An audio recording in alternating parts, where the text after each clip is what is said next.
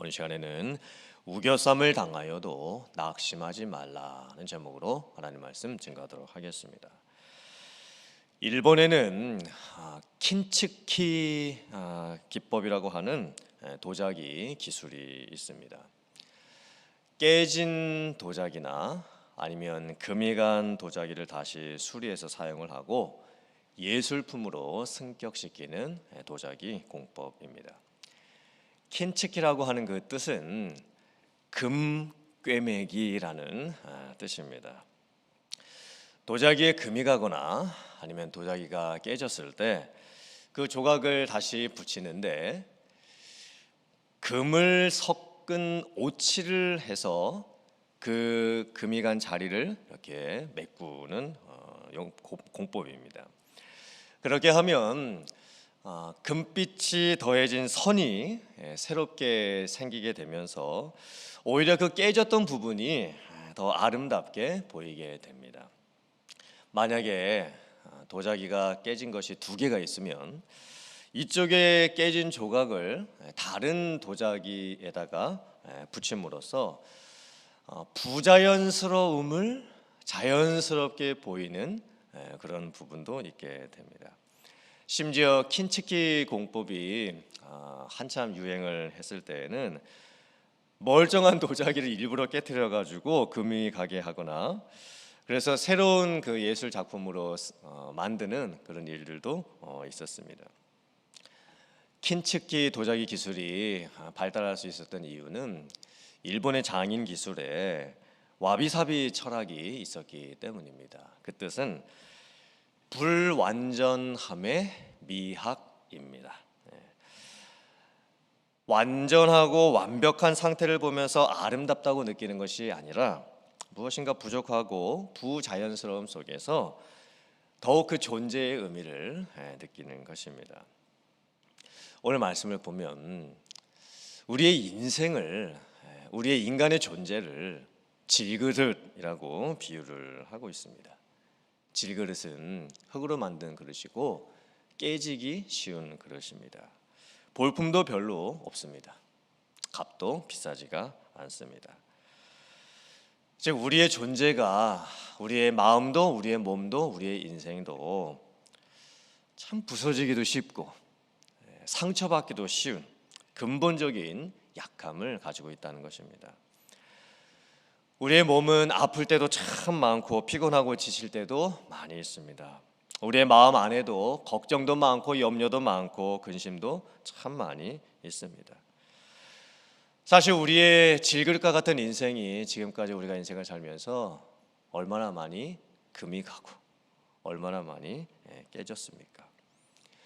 아마 지금도 우리의 인생의 모습을 살펴보면 우리 인생이 질그릇이라고 했을 때 참 수많은 깨졌던 그 자국들이 아직도 많이 있을 것입니다.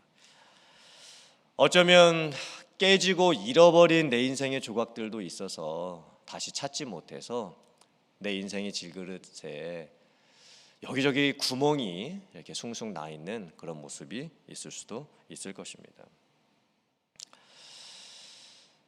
우리가 인생을 살아가다 보면 우겨쌈을 당하는 것처럼 느껴질 때가 참 많습니다. 우겨싸다라는 그 뜻이 무엇이냐면 물건을 가운데 두고 빙 둘러서 가리거나 막는 것입니다. 또한 사람 한 사람을 가운데다 두고 여러 사람이 둘러싸서 괴롭히는 것입니다. 즉 우겨쌈을 당한다라는 것은 내 주변에 힘든 일들이 너무 많이 생기면서 마치 나를 그 힘든 일들이 둘러싸고 있는 것처럼 나를 어렵게 하는 것입니다. 그래서 우겨쌈을 당하게 되면 도무지 이 일이 해결되지 않을 것만 같고 내 마음과 육체에는 너무나 힘든 괴로운 상태가 찾아오게 됩니다. 또 사람이 거꾸로뜨림을 당한다는 것이 무슨 뜻일까요? 거꾸로뜨린다, 즉 넘어뜨리는 것이죠. 아니면 엎드러지게 하는 것입니다. 나라나 어떤 사람의 세력을 꺾어서 힘을 잃어버리게 하거나 무너지게 하는 것입니다.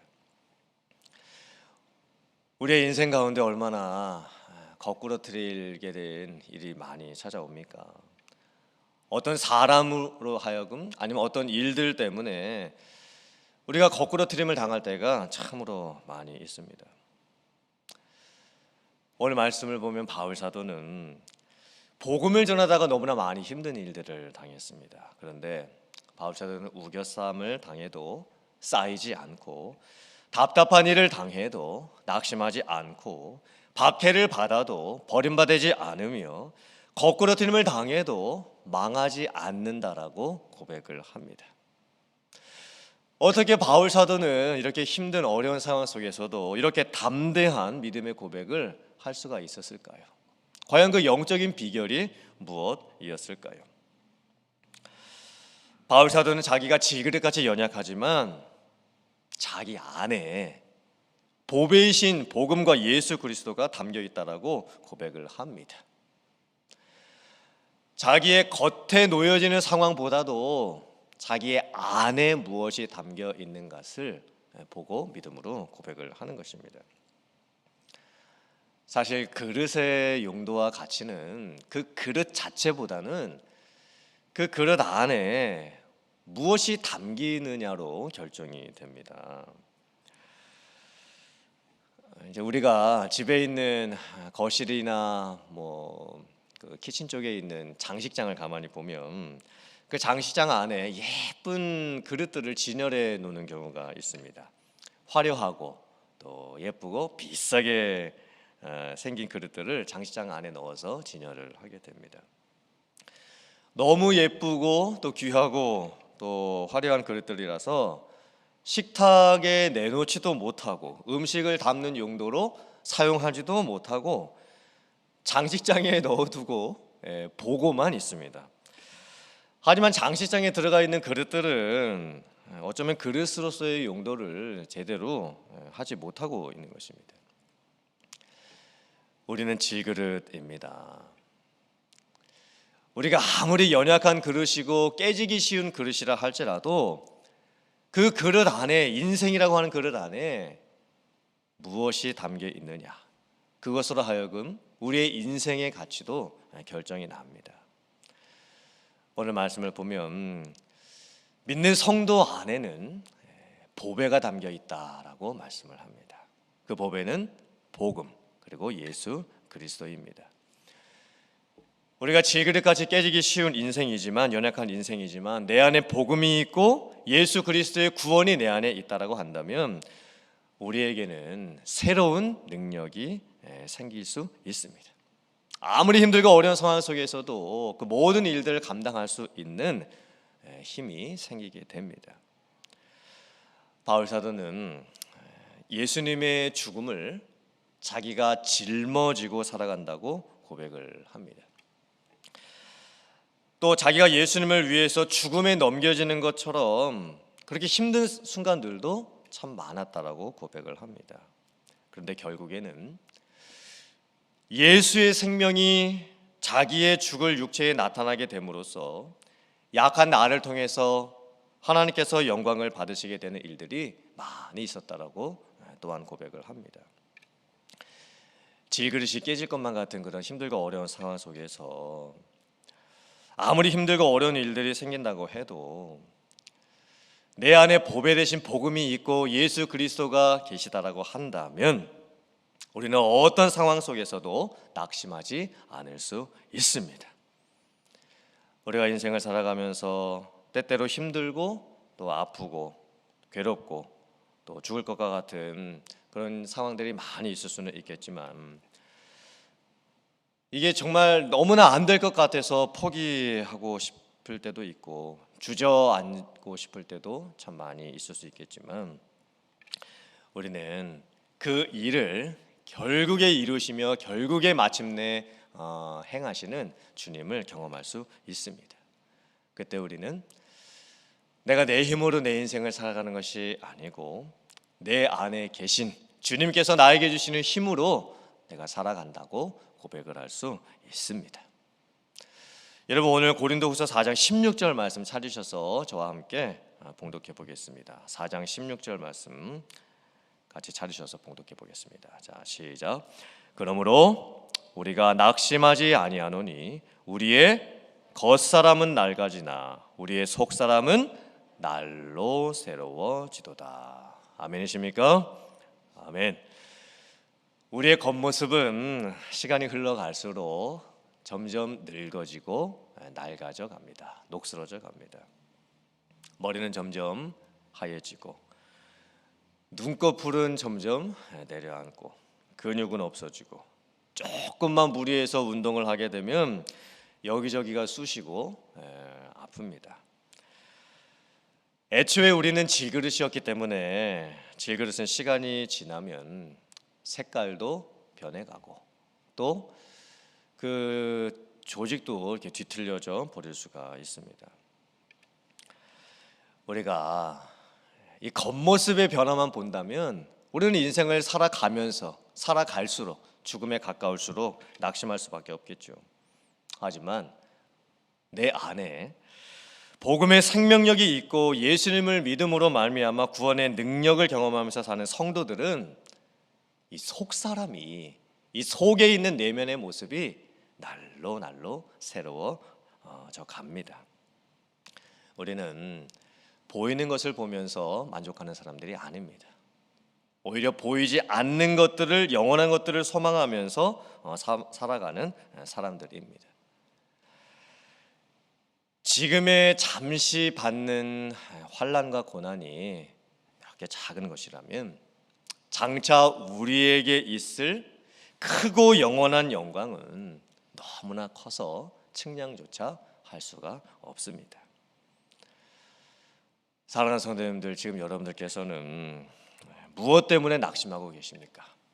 육체적으로 아플 때, 혹은 점점 내 몸이 예전같이 느껴지지 않을 때, 경제적으로 힘들고 어려울 때, 사람들 때문에 겪는 여러 가지 상처들 때문에, 내가 그래도 예전에는 참 여기저기 쓰임받는 인생이었는데, 나름대로 참 이곳저곳에 쓰임받는 그런 삶이었는데, 이제는 누군가에게 짐이 되는 것처럼 그렇게 느낄 때, 또 교회를 섬기고 또 여러 가지 사역들을 감당하면서 나 혼자만 일하는 것 같고 또 힘들어질 때, 내가 누군가를 품고 그 사람을 위해서 그렇게 기도해 주었음에도 불구하고 도무지 그 사람이 변화가 되지 않고 내 수고가 헛된 것처럼 느껴질 때, 아마도 우리의 인생에는 질그 같은 우리의 인생에 금이 가거나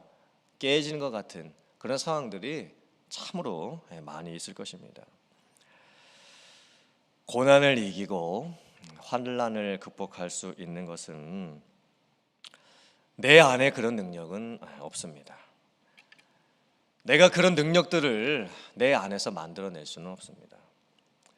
우리는 점점 겉사람이 후패여져 가고 늙어져 가고 힘은 점점 더 빠져갈 것입니다. 하지만 우리는 우리의 정체성을 다시 고백할 수 있어야 합니다. 내 안에 복음이 있고 내 안에 예수 그리스도의 생명이 있습니다. 하나님께서 나를 구원해 주신 그 구원에 대한 기쁨과 감사가 내 안에 있습니다. 우리를 살게 하는 능력은 내 안에서 복음으로부터 생깁니다. 우리를 고난으로부터 견딜 수 있게 하는 그 능력은 내 안에 계신 생명의 주 예수 그리스도께서 허락을 해 주십니다. 주님으로 말미암는 그 구원으로 인하여서 우리는 어떤 고난 속에서도 다시 감사하면서 살아갈 수 있습니다. 사랑하는 성도님들, 올 한 해를 돌아보고 우리의 인생을 돌아볼 때에 우겨쌈을 당하게 될 때가 얼마나 많았습니까? 거꾸로뜨림을 당하게 될 때가 얼마나 많았습니까? 하지만 지금까지 지내왔던 그 모든 것이 하나님의 은혜인 줄 믿습니다. 저와 여러분들이 이 자리에 나와서 하나님 앞에 예배드릴 수 있었던 그 모든 것이 하나님의 은혜인 줄 믿습니다. 또한 앞으로도 우리의 인생 앞이 너무나 불확실해 보여서 아무것도 예상할 수 없고 아무것도 예측할 수 없는 그런 상황들이 많이 있을 수 있겠지만, 주님께서 우리 안에 행하실 그 일들을 바라보면서 또 장차 우리에게 오게 될 그 큰 영광이 어떠한 것인가를 바라보면서 오늘도 하루하루를 여러분의 인생 가운데 소망 가운데 살아갈 수 있는 성도님들 다 되실 수 있기를 주님의 이름으로 축원드립니다.